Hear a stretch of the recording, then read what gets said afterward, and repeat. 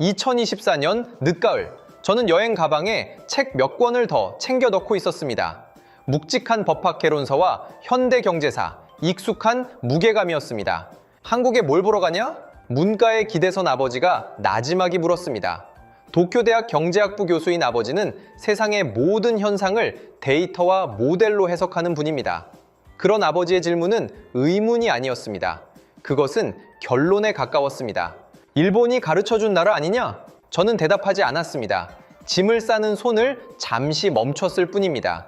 아버지의 말이 틀렸다고 생각하지 않았기 때문입니다. 다만 아버지의 표현이 충분히 정교하지 않다고 느꼈을 뿐입니다. 가르쳐 주었다는 과거의 사실관계입니다. 중요한 것은 현재의 격차입니다. 그리고 모든 데이터는 그 격차가 여전히 일본의 우위에 있음을 보여주고 있었습니다. 저는 다카하시 유우타, 도쿄의 한 명문고 3학년이고 도쿄대학 법학부를 목표로 하고 있습니다. 정책연구원으로 일하시는 어머니와 교수인 아버지, 저희 집의 저녁 식탁은 언제나 작은 세미나 같았습니다. 감상보다는 분석이, 공감보다는 논리가 우선되는 공간이었습니다. 저는 그런 환경에서 자랐고 그것이 세상을 보는 가장 정확한 방식이라 믿었습니다. 이번 한국 방문은 동아시아 비교 문화 연구라는 이름의 학교 공식 프로그램이었습니다. 하지만 출발 전 오리엔테이션에서 인솔 교사께서 하신 말씀은 그 이름과는 미묘한 결이 달랐습니다. 여러분, 선생님은 안경을 고쳤으며 말했습니다. 한국은 전후 빠르게 성장한 훌륭한 나라입니다. 하지만 우리와는 역사의 깊이와 사회 시스템의 안정성 면에서 다른 길을 걸어왔습니다. 이번 방문을 통해 많은 것을 보고 배우되 최종적으로는 일본의 우수성을 재확인하는 기회로 삼으세요. 학생들 몇몇이 조용히 고개를 끄덕였습니다. 저 역시 그랬습니다. 그것은 오만함이 아니었습니다. 수많은 데이터와 역사적 사실이 증명하는 논리적 귀결에 가까운 것이었습니다. 우리는 확인하러 가는 것이었습니다. 배우러 가는 것이 아니었습니다. 비행기에 오르자 옆자리에 앉은 친구가 물었습니다. 유우타, 넌 뭐가 제일 기대돼? K-팝 아니면 음식? 저는 법학 노트를 펼치며 짧게 대답했습니다. 서울의 도시 인프라 구조와 공공 서비스 전달 체계, 도쿄 모델과 비교해 볼 생각이야. 친구는 더 이상 말을 걸지 않았습니다. 창밖으로 도쿄의 야경이 멀어지고 있었습니다. 빈틈없이 정교하게 짜인 빛의 매트릭스.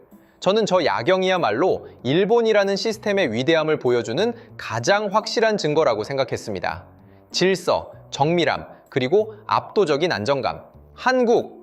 제 머릿속의 한국은 몇 개의 키워드로 정리되어 있었습니다.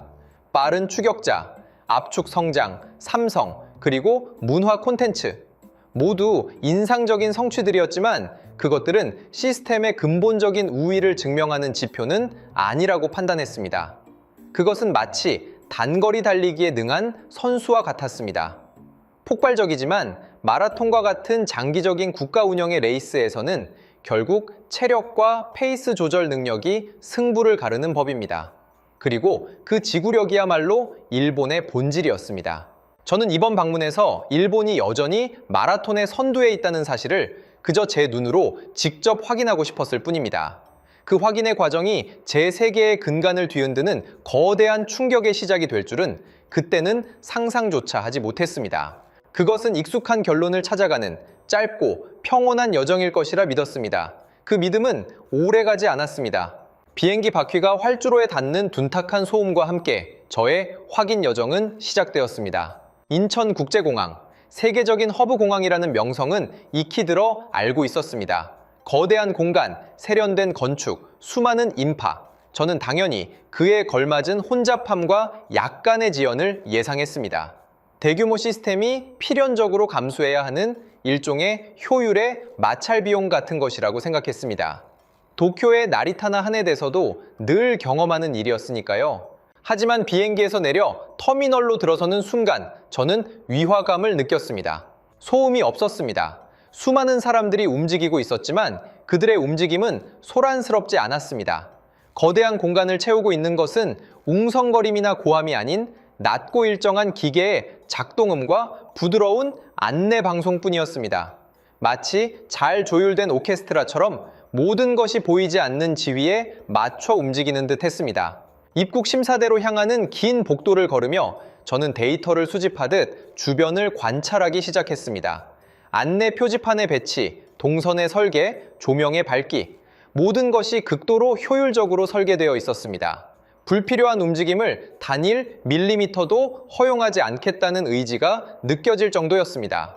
그리고 마침내 입국 심사대 앞에 섰을 때 저의 첫 번째 균열은 시작되었습니다. 길게 늘어선 줄이 없었습니다. 수십 개의 자동 출입국 심사대가 거의 모든 승객을 막힘없이 빨아들이고 있었습니다. 제 차례가 되었습니다.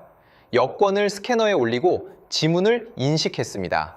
둔탁한 도장 소리 대신 삑 하는 짧은 기계음과 함께 투명한 게이트가 소리 없이 열렸습니다. 단 10초, 아니 그보다 짧았을지도 모릅니다. 저는 잠시 멈춰 섰습니다. 무심코 뒤를 돌아봤습니다. 저와 함께 비행기에서 내린 32명의 친구들과 3명의 선생님이 이미 대부분 게이트를 통과하고 있었습니다. 그들의 얼굴에는 아무런 감흥도 없었습니다.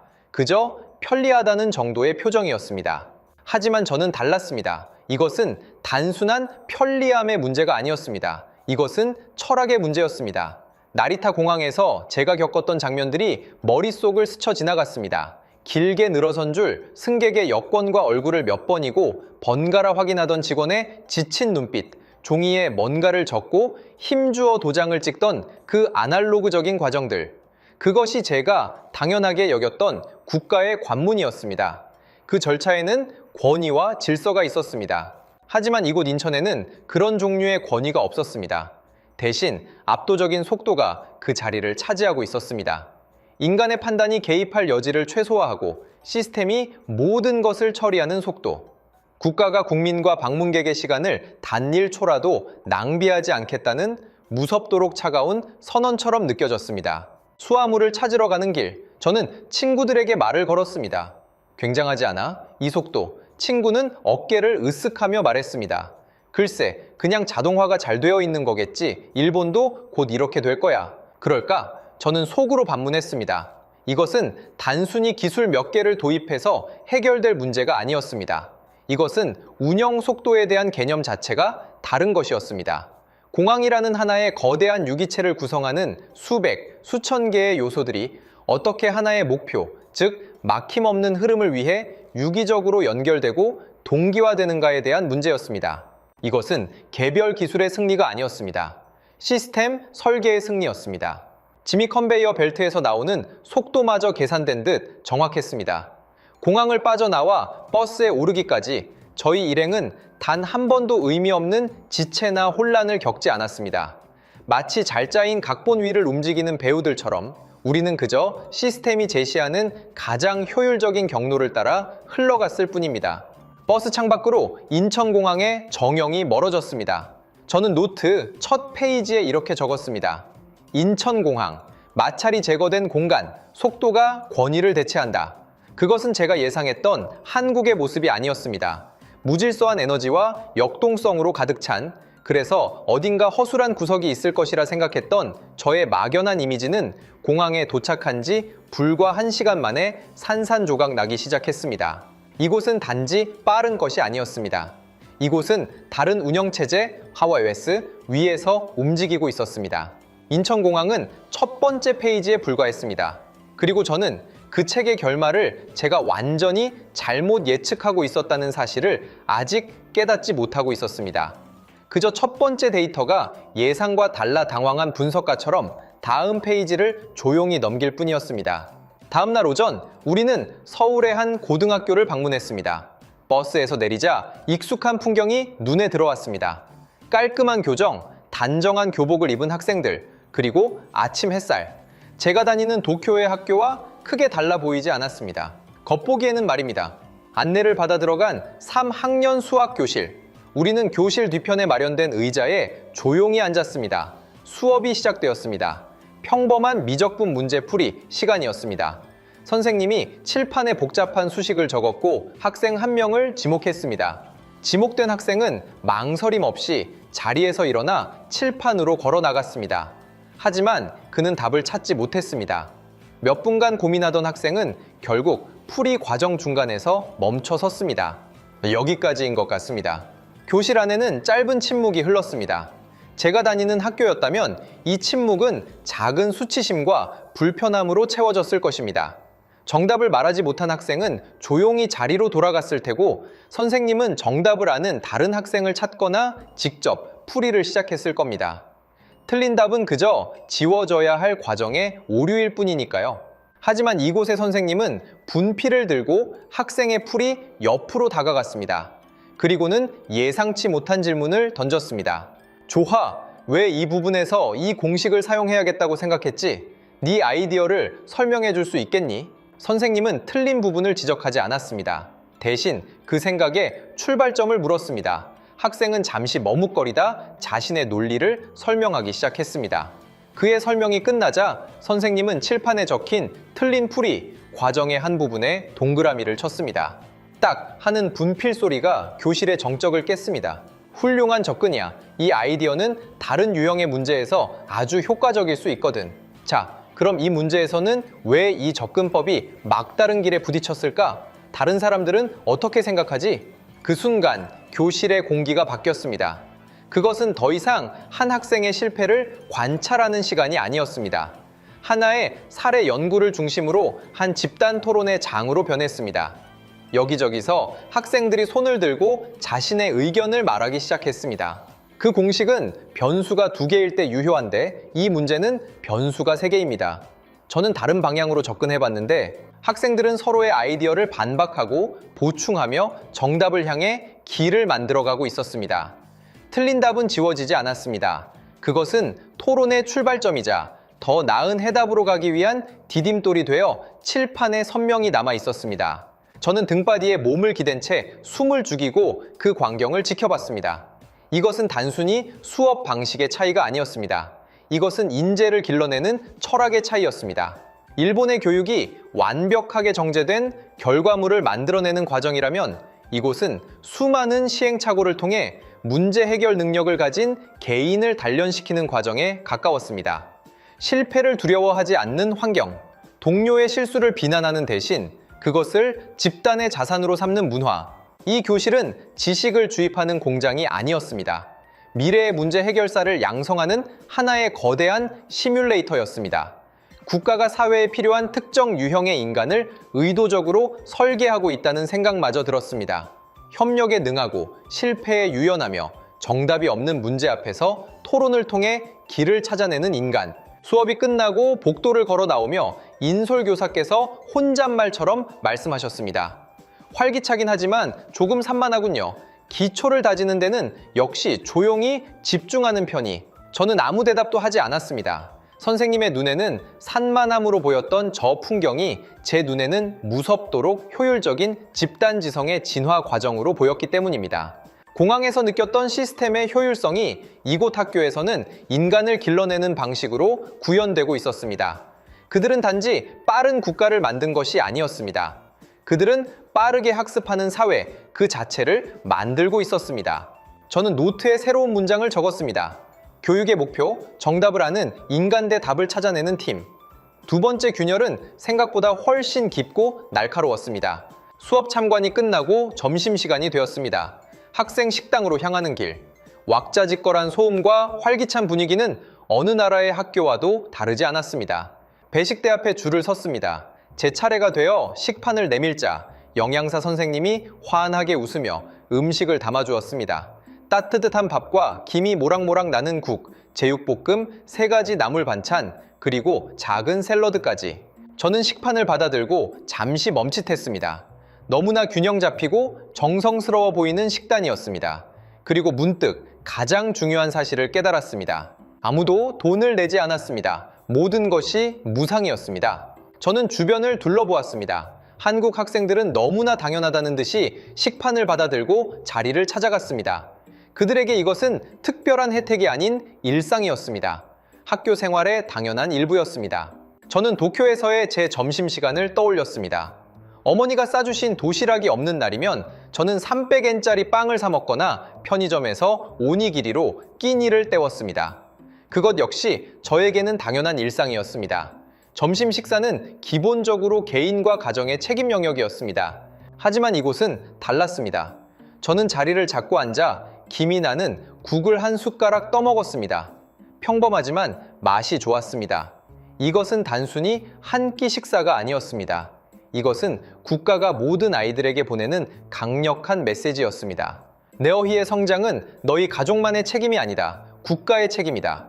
최소한 하루 한 끼 우리는 너희의 건강과 영양을 책임지겠다. 이것은 자선이나 시혜가 아니었습니다. 이것은 미래 세대에 대한 가장 확실한 투자였습니다.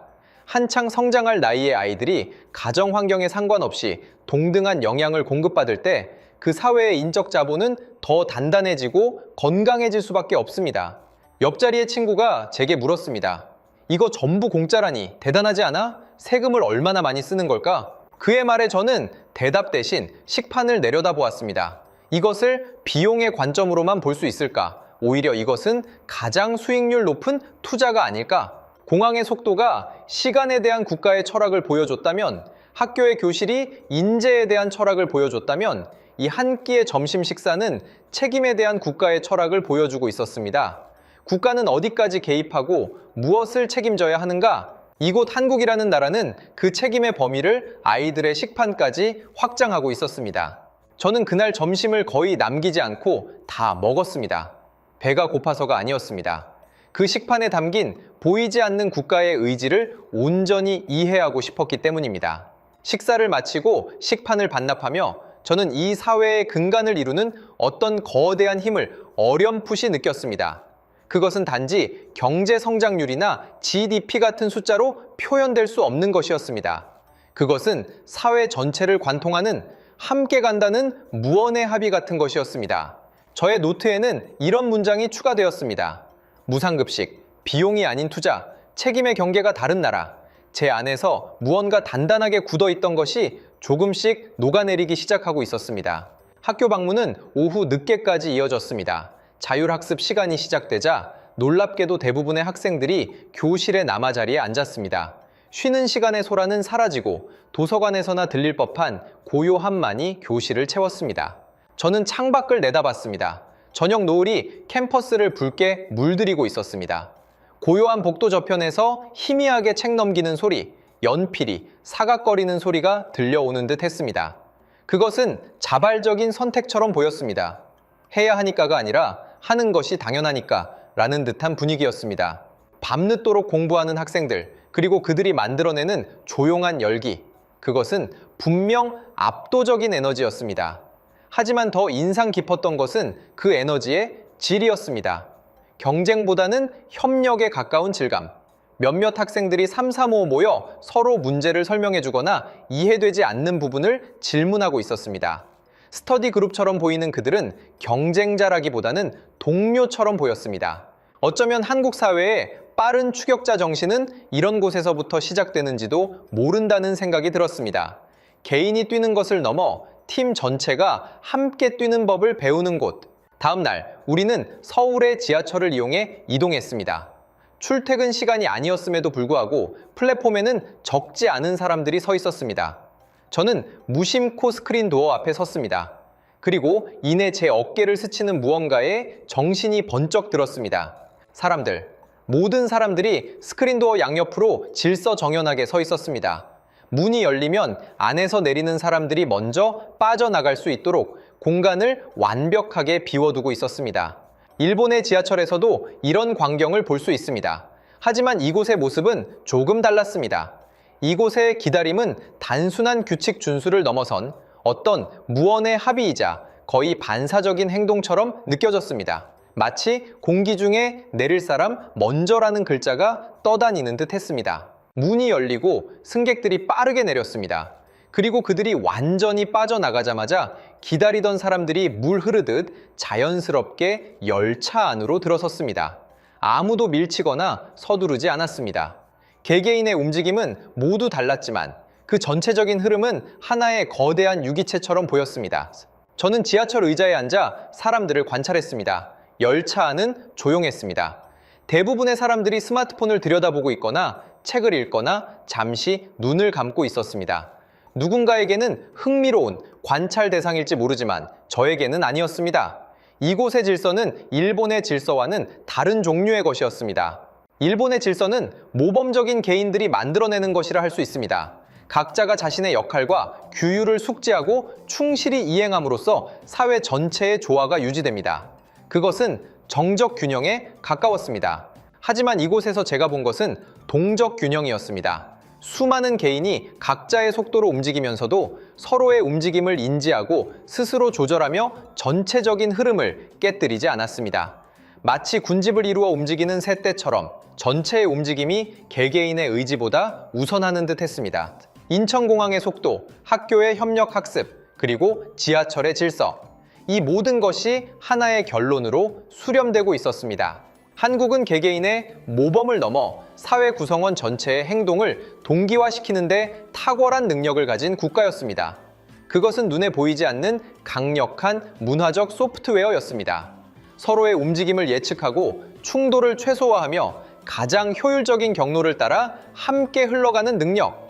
이것은 훈련이 아니라 하나의 반사신경처럼 보였습니다. 저는 노트에 적었습니다.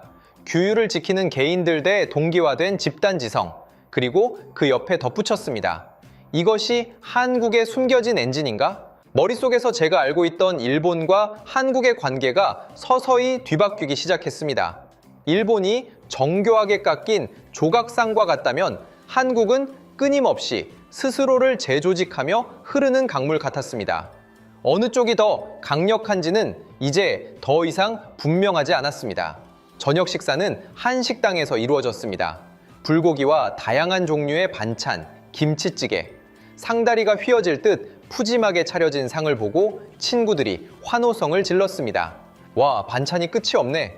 이게 다 합쳐서 겨우 이 가격이라고? 믿기지 않아. 가격은 도쿄의 비슷한 식당에 비해 훨씬 저렴했습니다. 하지만 양은 2배 이상 많아 보였습니다. 이것은 단순히 가성비의 문제가 아니었습니다.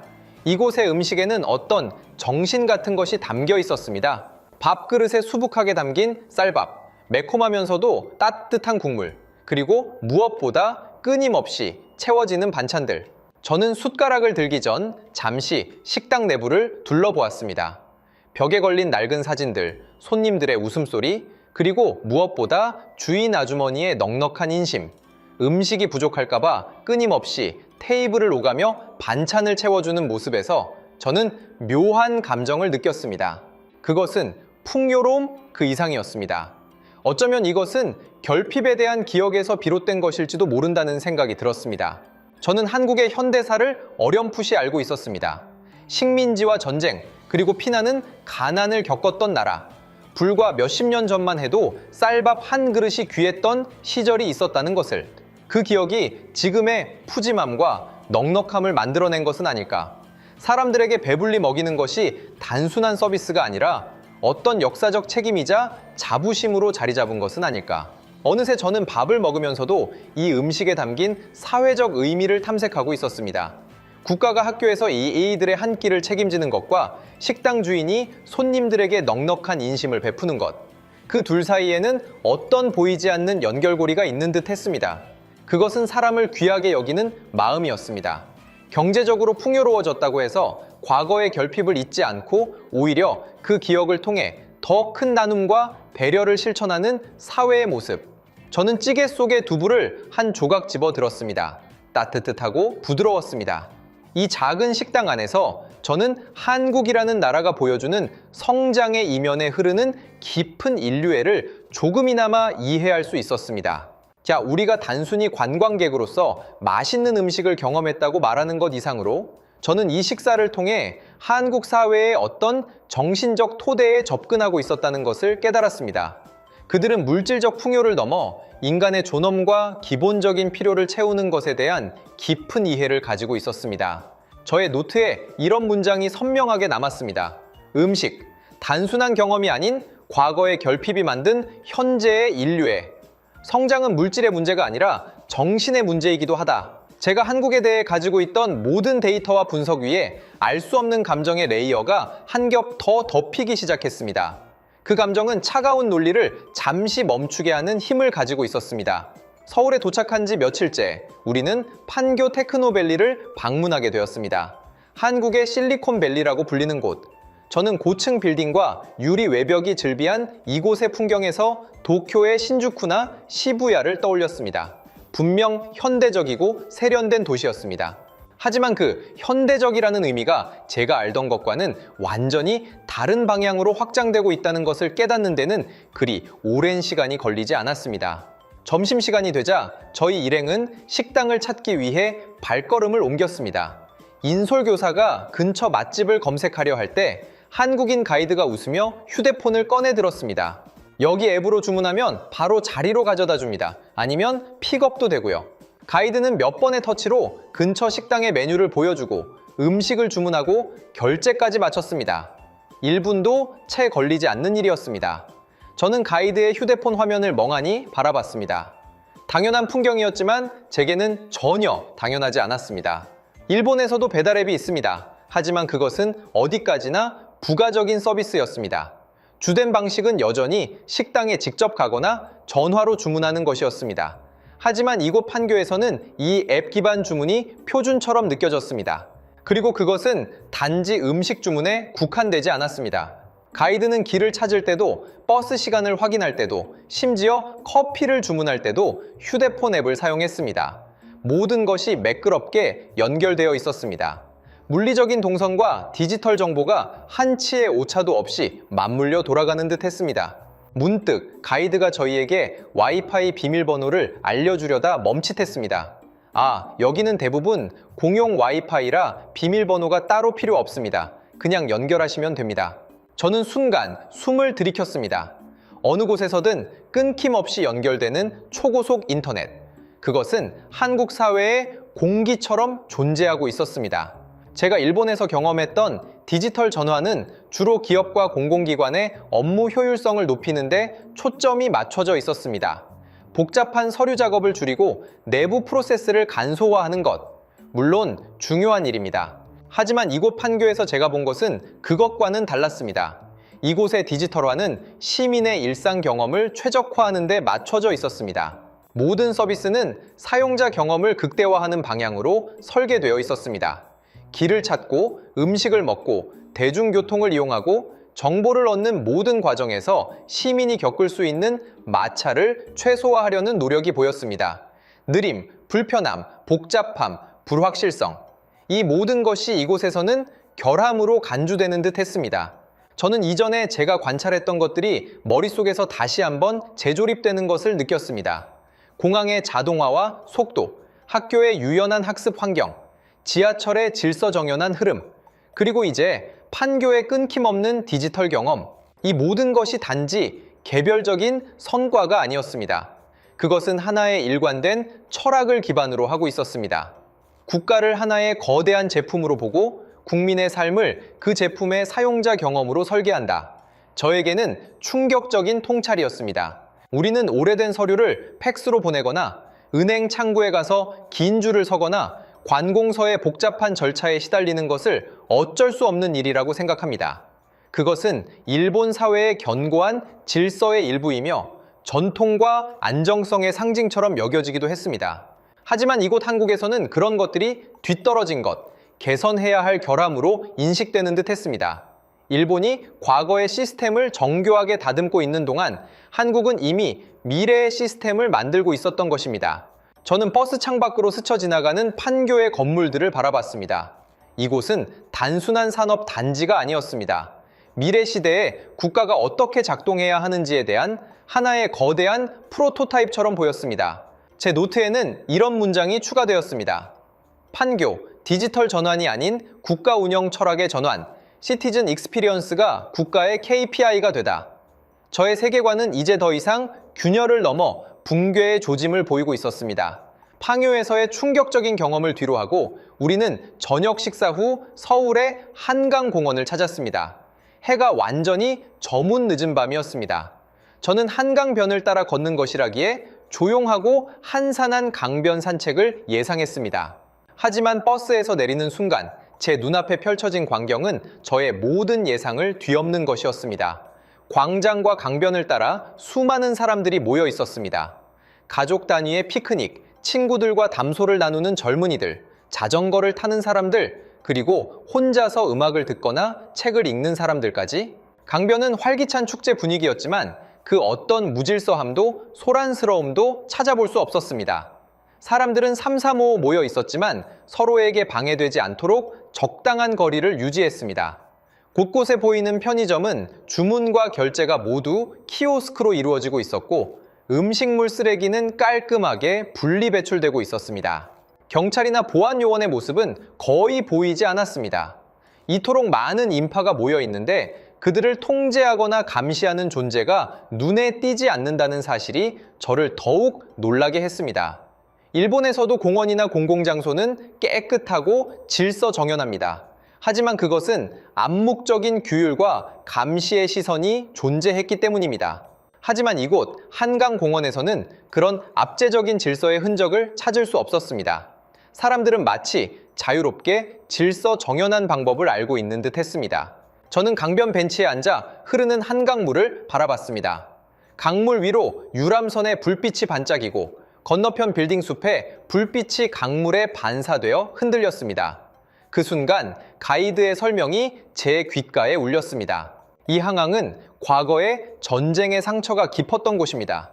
남북이 대치하던 최전선이었고 수많은 사람들이 목숨을 잃었던 비극의 장소였죠. 저는 순간적으로 몸을 떨었습니다. 불과 몇십 년 전 이곳이 피로 얼룩진 전쟁터였다는 사실이 믿기지 않았습니다. 그리고 지금 그곳은 밤늦도록 시민들이 안전하게 휴식하고 즐거움을 나누는 생명의 공간으로 변모해 있었습니다. 이것은 단순한 개발이 아니었습니다. 이것은 재탄생이었습니다. 파괴와 절망의 공간을 평화와 번영의 공간으로 완벽하게 재설계한 것이었습니다. 이때 저는 제가 한국에 대해 가지고 있던 모든 인식이 송두리째 뒤바뀌는 것을 경험했습니다. 저는 한국을 그저 빨리 달리는 국가로만 보았습니다. 경제 성장률, 기술 혁신, 효율적인 시스템, 그것은 모두 속도와 성과에 대한 지표였습니다. 하지만 한강공원에서 제가 본 것은 속도를 넘어선 질이었습니다. 국가가 진정으로 선진적이라는 것은 화려한 건물이나 첨단 기술에만 있는 것이 아니었습니다. 그것은 평범한 사람들이 얼마나 안전하게, 자유롭게, 그리고 존중받으며 일상을 보낼 수 있는가에 달려 있었습니다. 늦은 밤, 감시의 눈길 없이도 수많은 인파가 평화롭게 공존하는 공간. 그곳에서 저는 문명의 진정한 의미를 발견했습니다. 한때는 전쟁의 상처였던 곳이 이제는 사람들의 웃음소리로 가득 찬 공간이 되었습니다. 한국은 단순히 빠르게 발전한 것이 아니었습니다. 그들은 다르게 발전했고 더 깊이 발전했습니다. 저는 노트에 더 이상 데이터를 기록하는 대신 짧은 문장 하나를 적었습니다. 한강, 성장이 아닌 문명의 증명, 평범한 사람의 안전이 최고의 기술이다. 차가운 밤 공기가 폐 속으로 깊숙이 들어왔습니다. 제 머릿속에 일본과 한국의 위치는 완전히 전복되어 있었습니다. 이 밤 저는 제가 알고 있던 모든 것이 무너지는 소리를 들었습니다. 그것은 두려움이 아니었습니다. 새로운 진실을 마주하는 고통스럽지만 해방적인 순간이었습니다. 한강공원에서의 밤은 길었습니다. 저는 버스에 오르면서도 휴대폰 화면에 뜬 사진들을 멍하니 들여다보고 있었습니다. 인천공항의 자동화 게이트, 학교의 토론식 수업, 지하철에 정돈된 사람들, 판교의 키오스크 주문 화면, 그리고 지금 막 떠나온 한강의 야경. 개별적으로 보면 모두 인상 깊은 장면들이었습니다. 하지만 이제 그것들은 더 이상 파편화된 데이터 조각들이 아니었습니다. 제 머릿속에서 이 모든 조각들이 하나의 거대한 퍼즐처럼 맞춰지기 시작했습니다. 그것은 마치 제가 수많은 방정식의 미지수를 풀다가 마침내 모든 변수들이 하나의 해답으로 수렴하는 순간을 맞이한 것과 같았습니다. 퍼즐이 완성되는 순간 저는 숨을 쉴 수 없었습니다. 인천공항의 마찰 없는 속도는 학교에서의 협력적 문제 해결, 능력과 이어졌습니다. 지하철의 질서정연한 동기화는 판교의 시민 경험 최적화와 맞닿아 있었습니다. 그리고 이 모든 것은 한강공원에서 제가 느꼈던 안전과 자유가 공존하는 문명이라는 최종 목표를 향하고 있었습니다. 한국이라는 나라는 단순히 발전하고 있었던 것이 아니었습니다. 그들은 사회 그 자체를 재프로그래밍하고 있었습니다. 정부가 학교에서 아이들의 식사를 책임지는 것, 공공장소에서 사람들이 서로를 배려하며 질서를 유지하는 것, 기술이 인간의 일상적 불편함을 제거하는 데 사용되는 것, 이 모든 것은 단편적인 정책이나 우연한 문화적 현상이 아니었습니다. 그것은 국가가 국민을 어떻게 대할 것인가, 사회가 함께 살아가는 방식을 어떻게 설계할 것인가에 대한 하나의 총체적인 비전에서 비롯된 것이었습니다. 이들은 국민의 시간, 국민의 경험, 국민의 안전, 국민의 성장을 최우선 가치로 삼고 그에 맞춰 모든 시스템을 새롭게 코딩하고 있었습니다. 버스 좌석에 등을 기댄 채 저는 눈을 감았습니다. 제 안의 모든 논리 회로가 과부하되어 재부팅되는 듯한 느낌이었습니다. 제가 일본에서 배운 선진국의 정의는 무엇이었을까요? 견고한 경제 규모, 안정적인 정치 시스템, 세련된 문화와 긴 역사. 그것은 마치 오래된 성과 같았습니다. 웅장하고 아름답지만 어딘가 고정되고 불변하는. 하지만 한국은 달랐습니다. 한국은 스스로를 끊임없이 업데이트되는 운영체제로 만들고 있었습니다. 빠르게 변화하는 시대에 맞춰 핵심 커널부터 사용자 인터페이스까지 모든 것을 능동적으로 재구성하고 있었습니다. 이것은 단순히 뒤따라가는 나라의 모습이 아니었습니다. 이것은 새로운 길을 만들어가는 나라의 모습이었습니다. 지금까지 제가 확고하게 믿어왔던 일본 우위론은 산산조각 났습니다. 그것은 우위론이 아니라 착각이었습니다. 일본은 여전히 과거의 성공 공식에 갇혀 정교하게 다듬는데 모든 에너지를 쏟고 있었습니다. 마치 오래된 기계를 끊임없이 수리하고 윤활유를 칠하는 것처럼. 하지만 한국은 이미 새로운 기계를 발명하고 그것을 작동시키는 법을 배우고 있었습니다. 그리고 저는 그 새로운 기계가 훨씬 더 빠르고 강력하며 미래지향적이라는 것을 제 눈으로 직접 보고야 말았습니다. 저의 노트에는 더 이상 단어들이 무작위로 적히지 않았습니다. 하나의 문장으로 핵심적인 깨달음을 담아냈습니다. 한국은 단순히 성장한 것이 아니다. 그들은 사회적 OS를 재구축했다. 그리고 우리는 아직 9버전에 머물러 있다. 이 문장을 쓰는 손이 미세하게 떨렸습니다. 그것은 충격과 경외감, 그리고 깊은 절망감이 뒤섞인 떨림이었습니다. 제가 평생을 바쳐 쌓아 올린 세계관이 무너지는 소리, 그것은 결코 유쾌한 경험이 아니었습니다. 하지만 동시에 눈을 가리고 있던 베일이 걷히는 듯한 해방감이기도 했습니다. 저는 이 진실을 외면할 수 없었습니다. 제가 본 모든 것들이 그것을 증명하고 있었습니다. 이제 무엇을 해야 할까? 어떤 말을 해야 할까? 제 머릿속은 혼란으로 가득 찼습니다. 서울에서의 일정을 마치고 도쿄로 돌아온 지 일주일 후 학교 강당에서 한국 방문 보고회가 열렸습니다. 32명의 학생들과 인솔교사들, 그리고 학부모와 언론 관계자들까지 수백 명이 모인 자리였습니다. 친구들은 각자 준비한 발표 자료를 스크린에 띄우고 한국의 문화와 경제 성장, 그리고 K-팝의 인기에 대해 이야기했습니다. 그들의 발표는 활기찼고 객관적인 데이터를 바탕으로 잘 정리되어 있었습니다. 하지만 제 귀에는 그 모든 것이 공허하게 들렸습니다. 마치 중요한 본질을 놓치고 겉껍데기만을 이야기하는 것처럼 느껴졌습니다. 제 차례가 되었습니다. 단상 위로 걸어 올라가는 발걸음이 무겁게 느껴졌습니다. 강당을 가득 메운 수많은 시선이 저에게 집중되었습니다. 저는 심호흡을 한번 하고 마이크를 잡았습니다.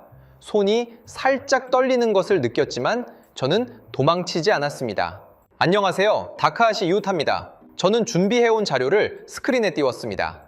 제가 한국에서 찍은 사진들과 제가 직접 작성한 분석 노트였습니다. 그리고 저는 제가 한국에서 보고, 느끼고, 마침내 깨달은 모든 것을 숨김없이 이야기하기 시작했습니다. 인천공항의 마찰 없는 속도, 학교의 협력적 교육 시스템, 지하철의 동기화된 질서, 판교의 시민경험 최적화, 그리고 한강공원의 문명적 안전. 저는 이 모든 것이 단순한 개별적 성과가 아니라 국가 전체를 재설계한 결과라고 강조했습니다. 한국이 새로운 시대의 선진국 모델을 제시하고 있다고 주장했습니다. 강당 안의 공기가 점점 차갑게 식어가는 것을 느꼈습니다. 몇몇 교사들의 얼굴에는 불편한 기색이 역력했습니다. 앞줄에 앉은 아버지는 팔짱을 낀 채 미동도 하지 않고 저를 바라보고 있었습니다. 그의 눈빛은 제가 알던 따뜻함 대신 분석가 특유의 차갑고 날카로운 빛을 띠고 있었습니다. 저는 더 이상 멈출 수 없었습니다. 우리는 흔히 선진국을 GDP 규모, 높은 기술력, 안정적인 정치 체제로 정의합니다. 하지만 한국에서 저는 새로운 정의를 찾았습니다. 저는 잠시 말을 끊고 강당의 모든 시선이 저에게 집중되는 것을 느꼈습니다. 그리고 떨리는 목소리로 하지만 또렷하게 제 정의를 말했습니다. 진정한 선진국은 높은 빌딩이 아니라 국민의 일상적인 경험 속에서 증명됩니다. 얼마나 빨리, 편리하게, 안전하게, 그리고 존중받으며 살아갈 수 있는가? 이것이야말로 21세기 선진국의 새로운 기준이라고 생각합니다. 강당 안에는 싸늘한 침묵이 흘렀습니다. 어떤 사람은 눈을 크게 뜨고 저를 바라봤고 어떤 사람은 고개를 푹 숙였습니다. 그리고 저는 이 침묵이 단순한 놀라움이 아니라 깊은 불편함과 분노에서 비롯된 것임을 직감했습니다. 제가 던진 질문은 한국에 대한 칭찬이 아니었습니다. 그것은 일본의 현재에 대한 날카로운 비판이었습니다.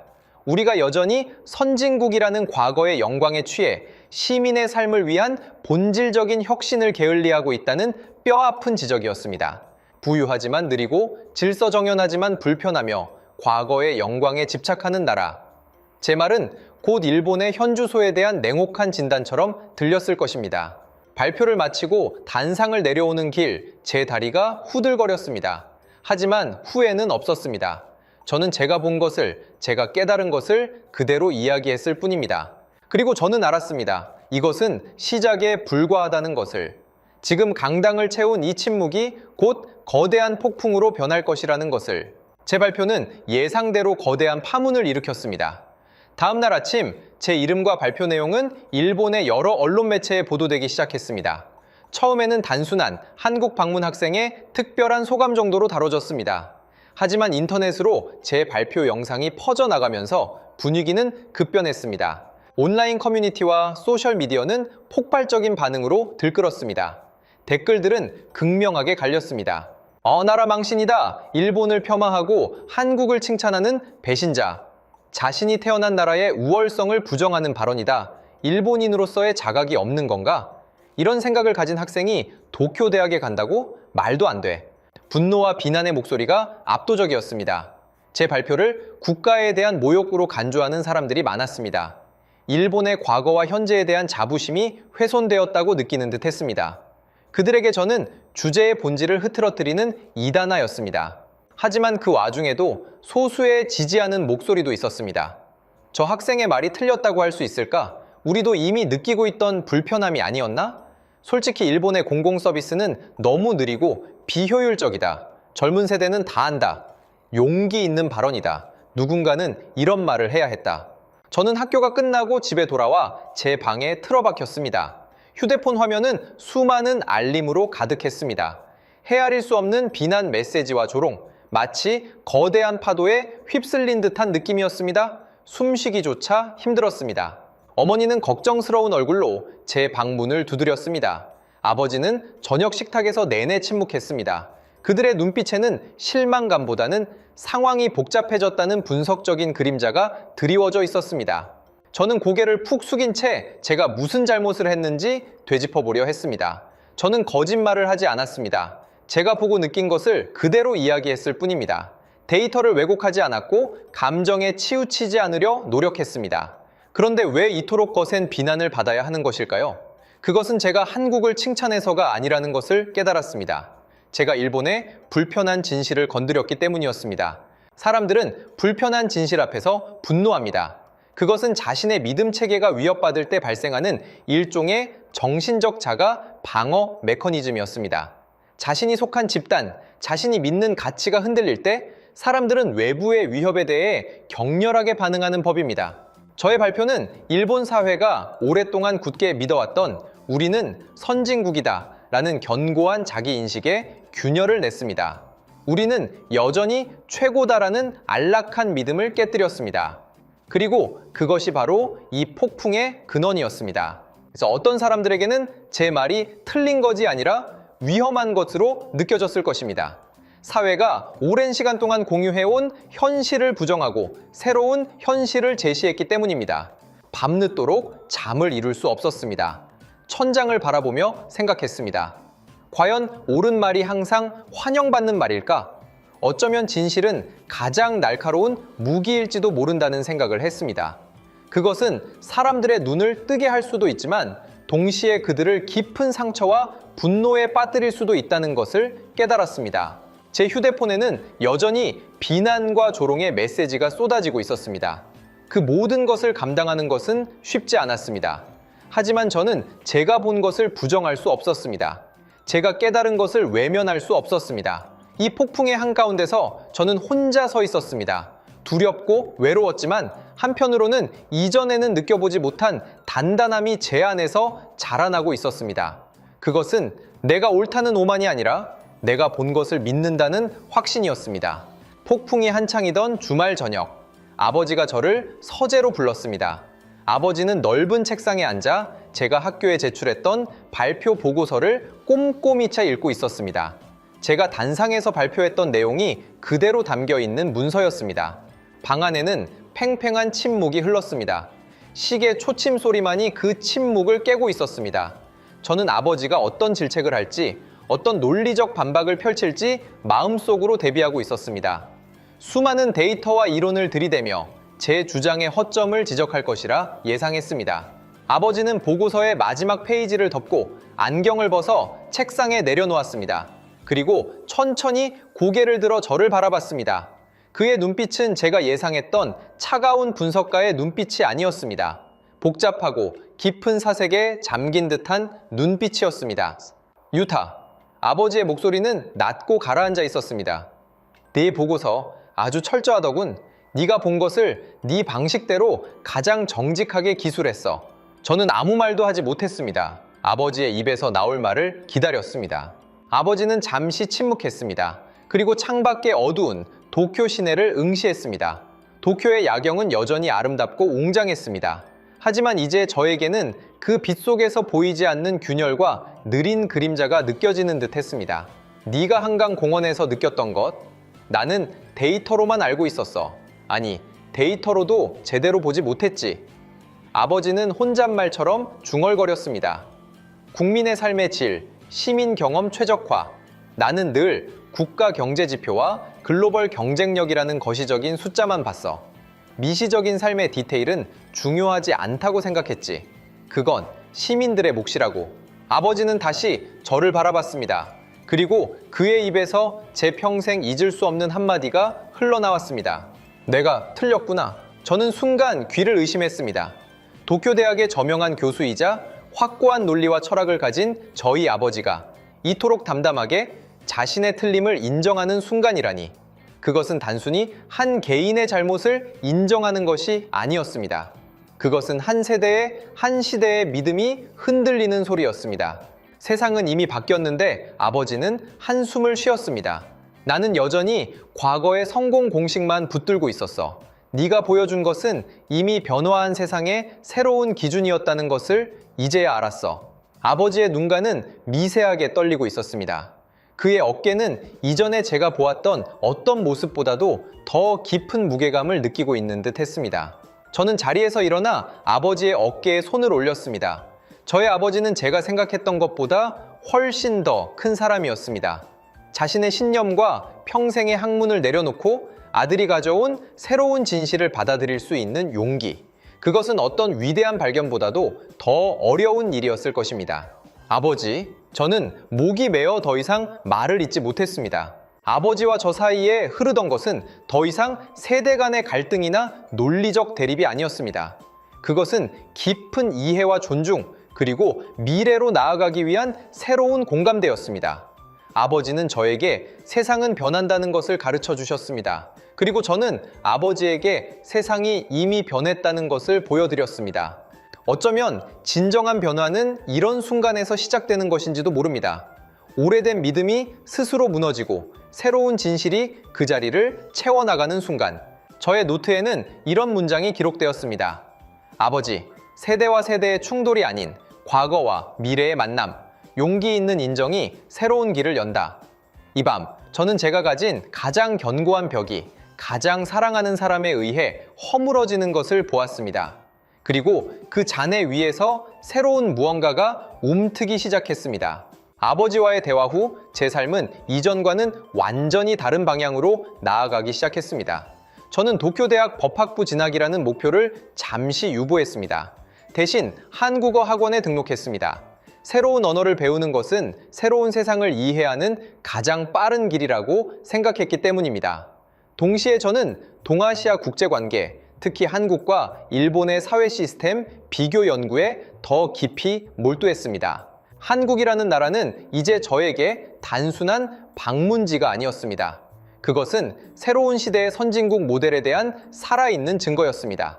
제가 한국에서 본 모든 것, 경험한 모든 것은 단순히 그들이 잘하고 있다는 것을 넘어 세상이 바뀌었다는 메시지를 강력하게 전달하고 있었습니다. 과거의 선진국은 강력한 제조업, 거대한 금융시장, 그리고 영향력 있는 문화 콘텐츠로 정의되었습니다. 일본은 그 모든 면에서 정점에 서 있었고 여전히 많은 사람들이 그렇게 믿고 있습니다. 하지만 한국은 전혀 다른 기준으로 스스로를 증명하고 있었습니다. 시민의 삶의 질, 국가 시스템의 유연성, 국민 경험의 최적화, 미래 세대에 대한 책임감, 그리고 함께 공존하는 문명의 능력. 이러한 새로운 가치들은 더 이상 숫자로만 측정되는 것이 아니었습니다. 그것은 국민 한 사람 한 사람의 일상 속에서, 공공 서비스의 작은 디테일 속에서, 그리고 사회 전체의 작동 방식 속에서 명확히 드러나고 있었습니다. 저는 한국을 맹목적으로 추앙하려는 것이 아닙니다. 그들 역시 수많은 사회적 문제와 해결해야 할 과제를 안고 있을 것입니다. 완벽한 국가는 존재하지 않습니다. 하지만 한국은 과거의 영광에 갇히지 않고 끊임없이 스스로를 재정의하며 미래의 룰을 만들어 나가고 있다는 점에서 저에게 깊은 인상을 주었습니다. 그들의 이야기는 단지 한국만의 이야기가 아니었습니다.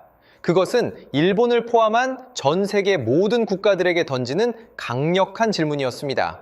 자, 우리는 무엇을 기준으로 선진국을 논하고 있는가? 우리는 여전히 과거의 성공 방식에 집착하며 변화하는 세상의 새로운 기준을 외면하고 있는 것은 아닌가? 우리의 사회는 과연 국민 한 사람 한 사람의 삶을 얼마나 존중하고 그들의 시간을 얼마나 귀하게 여기며 그들의 경험을 얼마나 최적화하기 위해 노력하고 있는가? 이 질문들은 더 이상 한국과 일본만의 문제가 아니었습니다. 빠르게 변화하는 21세기 모든 국가가 마주해야 할 본질적인 질문이었습니다. 한국에서 얻은 깨달음은 저를 더 이상 일본의 우수성을 재확인하는 학생으로 남겨두지 않았습니다. 저는 이제 일본과 한국, 그리고 더 나아가 전 세계의 사회 시스템을 연결하고 더 나은 미래를 함께 모색하는 다리가 되고 싶습니다. 저는 매일 아침 한국어 단어를 외우고 뉴스를 검색합니다. 제 눈에 비치는 세상은 이제 더 이상 과거의 프레임에 갇혀 있지 않습니다. 느리지만 확실하게 저는 새로운 시대를 향해 걸어가고 있습니다. 그 길은 혼자가 아니라 제가 배운 동기화된 사회처럼 함께 가는 길이어야 한다고 믿습니다. 어쩌면 한국은 완벽한 답을 제시하는 것이 아닐지도 모릅니다. 하지만 그들은 가장 중요한 질문을 던지고 있었습니다. 그리고 그 질문에 답을 찾아 나서는 것이 바로 우리의 몫일 것입니다. 자, 오랜 시간 이 이야기를 함께 해주셔서 감사합니다. 오늘 제가 나눈 이야기가 여러분에게도 작은 생각의 씨앗이 되었기를 바랍니다. 여러분의 의견은 언제나 환영합니다. 자유롭게 댓글을 남겨주세요. 구독과 좋아요, 알림 설정은 다음 이야기를 만드는데 큰 힘이 됩니다.